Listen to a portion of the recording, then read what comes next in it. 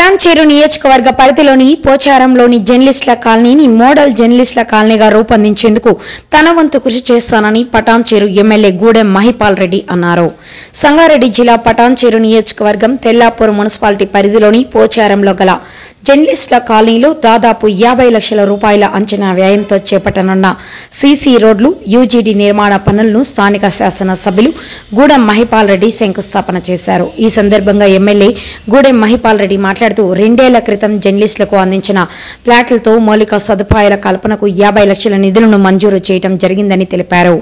ఈ కార్యక్రమంలో Tellapur municipal commissioner Sangareddy, senior నాయకులు బండి శంకర్, అంతిరెడ్డి, జంగారెడ్డి, రామచందర్, డిఈ సత్యనారాయణ, ఏఈ మోనిక, జర్నలిస్టులు పాల్గొన్నారు.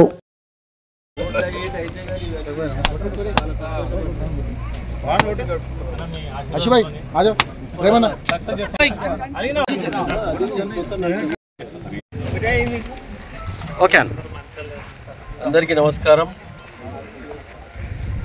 ఈరోజు పటాన్చెరు నియోజకవర్గము, పటాన్చెరు మండలానికి సంబంధించిన జర్నలిస్ట్ సోదరులకు ఒక 2 సంవత్సరాల కింద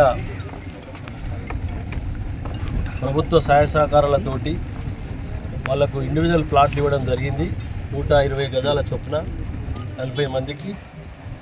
వారికి మౌలిక వసతులు సమకూర్చి కరెంటు, డ్రింకింగ్ వాటరు, డ్రైన్ను, ఈరోజు రోడ్స్కు, సీసీ రోడ్స్కు ఈరోజు కొబ్బరికాయ కొట్టడం జరిగింది.